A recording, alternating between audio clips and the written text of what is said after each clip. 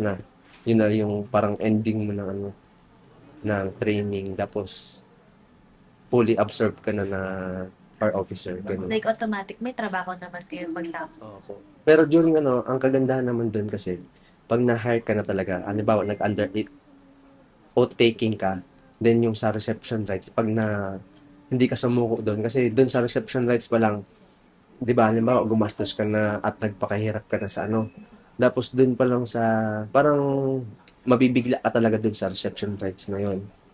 Yung, first time mo tumanggap ng mura, kasi sabihin mo natin na binibaby ka doon sa ano Bahay. sa bahay niyo, tapos murahin ka ng ang tanga-tanga mo, kaya mo ba ganyan. Pa- may mga classmate ako din na may mga kabatch ako na nag-quit. Umiiyak, sir. Pero hindi pa siya ano yun, hindi pa talaga totally training yun. Reception rights pa lang po. Kaya doon pa lang, huwag niyo sasayangin yung ano, opportunity na bawal akong sumuko. Tapos, share ko lang, nung during reception rights namin, may ano kami, may stage by stage kasi yun.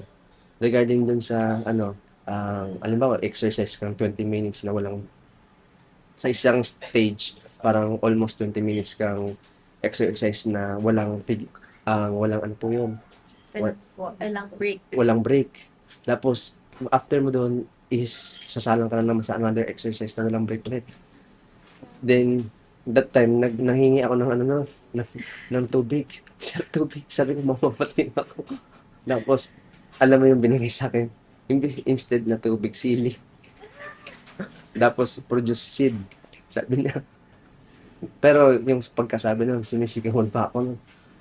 Ngayon yan, dapat, nguya nga. Tapos, nung ano, um, buti nga, nung next, sa ano kasi kami nag-training, sa Tao, sa Tarlac University.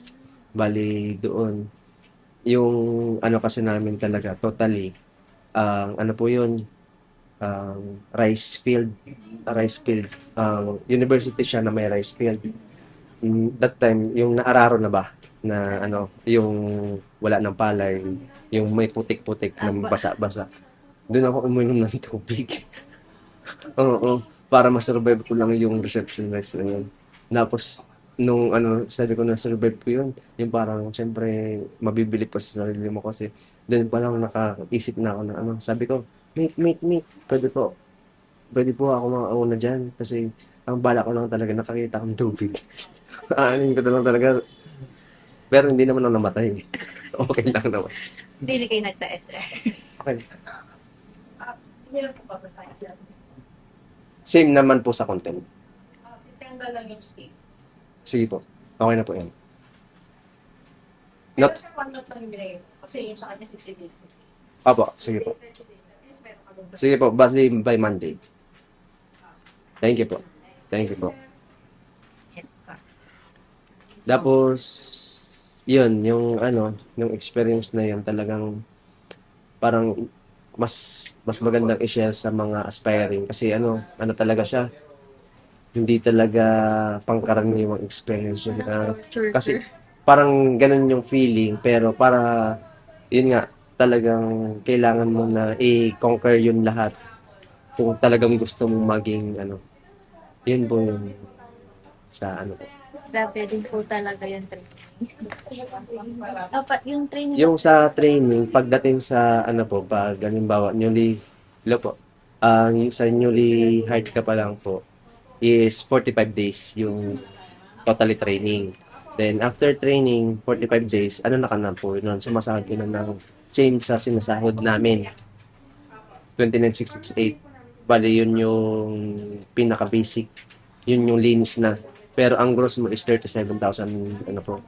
Bali, during training na yun, may ano ka na, day one mo pa lang, dahil newly out ka na, ano ka na po, kasama ka na sa sahod na.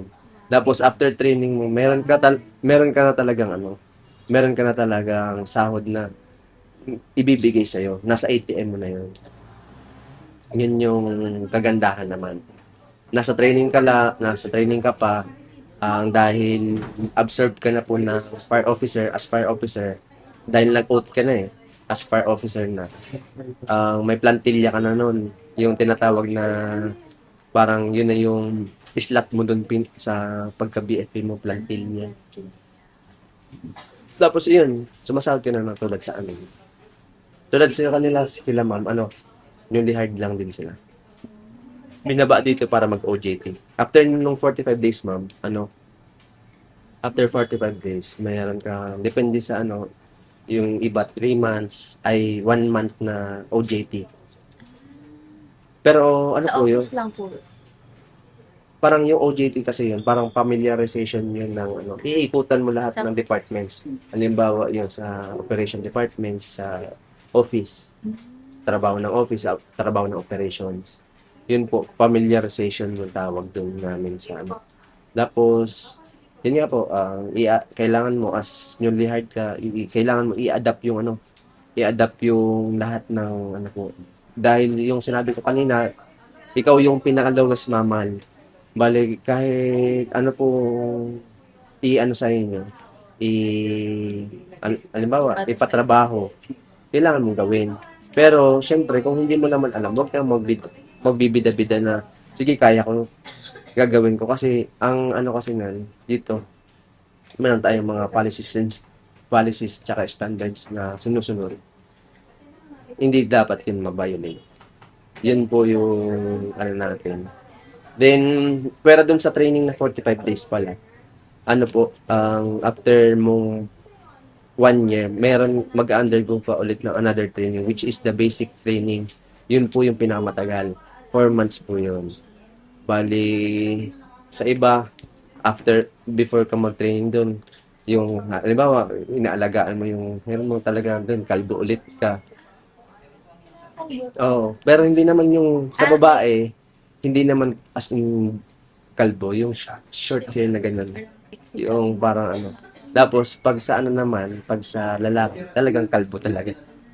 Para kami mga itlog nun. Thank you so much po sa pag-share ng training. So, yung mga next na questions, sir, pwede niyo pong i-relate sa kung ano kayo before nozzle mag-case or sa okay po. So, pwede po kayong mag-describe kung ano po yung typical na work day nyo dito sa office. Ang typical na yung tinatrabaho ko lagi. Yung pag walang emergency. Pag walang emergency, ayun na nga, varsity inspector ako, tapos building plan evaluator. Yung sa building plan evaluator naman po, before construction, dun kami papasok.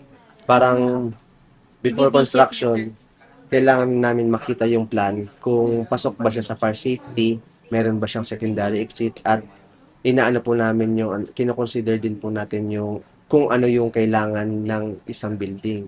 Kung ano po. Yung ano kayo, sir, nangungulik ng blueprint? Opo, bali, kung makikita niyo yan. Po. Yan po. Before kasi, prerequisite din po kami ng Office of the Building Official. Before nila ma-aprobahan sa building permit, kailangan muna nilang magkakuha muna ng certificate sa amin, which is tinatawag ito ng Fire Safety Evaluation Clearance. Bali, ang pagpasa ng client sa amin ng fire safety ay ng plano, yung plano na yun, ina-assess namin. Ang consideration namin sa pag-assess is, una, kung ano yung hazard na meron sa building. Tapos, pangalawa, yun yung type of occupancy na tinatawag natin. Doon kasi natin mababase kung ano yung fire protection na kailangan ng isang building. Tapos, pangatlo, dahil nakita mo na-assess mo na kung ano po yung type of occupancy siya, kung residential ba siya, paupahan, hotel, ginagamit sa assembly, or mercantile. Yung sa mercantile po, yun yung mga tulad ng sari-sari store, mga variety stores, mga beauty products retailer, yun yung under mercantile. Then, nakadepende tayo sa hazard. Yung sa namin, kung halimbawa high-rise, sabihin na natin na-evaluate mo yung high-rise, 5 palapag po yun. Kung makikita nyo ito, regarding dito sa ito po yung shortcut ng fire code natin pagdating sa inspection. For example na lang, Ito na lang, dito na lang, para at least medyo makita nyo. Kung itong nasa taas na to, ito yung type of occupancy sa unahan, then ito po yung mga fire protection system na kailangan natin. Ito, automatic fire suppression system, standpipe, fire detection alarm system. Kung alam niyo po yung yung smoke detectors na may pinaka-panel, yun po yun. Then, portable fire extinguisher. Halimbawa, sabihin na natin, for example, ito pong building na to. Sabihin na hindi kasama yung sa taas. Itong one-story building na po. Tapos, ang type of occupancy niya, mercantile, sabihin na natin, beauty products na tailor tayo. Then, i-compute mo yung kino-compute po natin yung binabase natin kung ilang square meter ba siya. Kung halimbawa, yung square meter po natin is, sabihin na natin is 40 square meter lang po itong beauty products na tailor natin. Then, kino-compute namin yung occupant load, which is yung maximum na tao na mag-aano po dito sa natin, sa building, mag-occupy sa building. Ngayon, dahil maliit lang naman dito, maliit naman na to, halimbawa sabihin mo, may factor, load factor kasi tayo. Halimbawa, yung 40 square meter, tapos under mercantile, i-divide mo siya ng 4.6, yun kasi yung standard natin.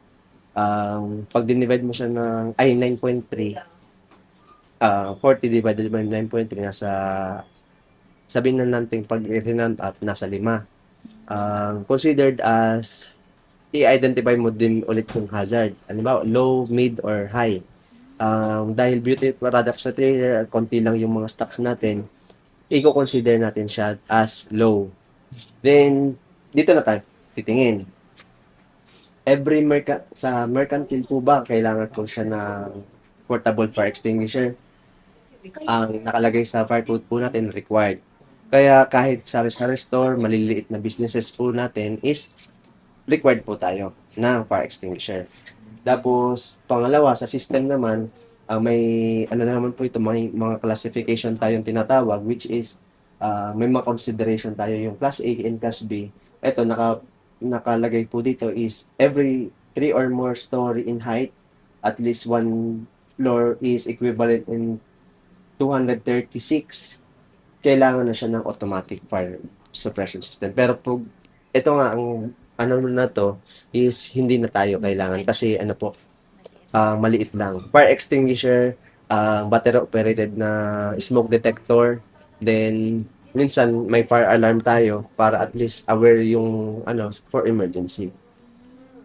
Tapos yung sa high rise, asahan po natin lalo na sa SM, kung makikita niyo po yung mga may sprinkler system, meron po tayong fire detection alarm system. Kumpleto po sila kasi nag-aano po sila ng occupant na sobrang dami.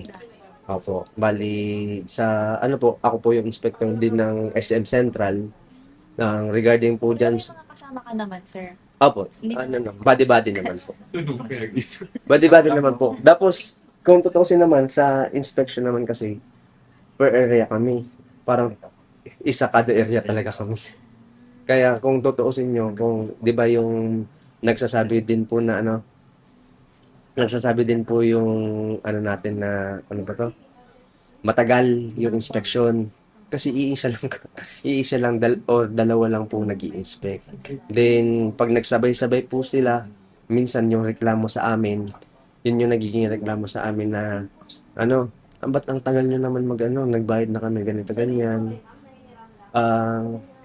Hindi lang talaga namin pwedeng ipaliwanag sa kanila na ma'am, konti lang bukas talaga kami. Ganito yung kung makikita nyo, ang personal lang namin dyan na nakalagay, dati 60 plus daw sila.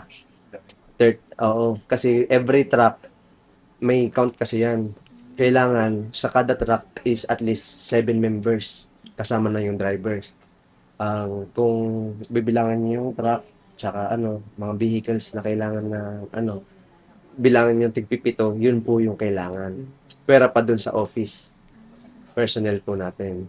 So parang sir, kulang kayo sa... Opo, kulang na kulang po. Kasi tulad yan, yung business establishment po dito, for your information po, nasa 8,000.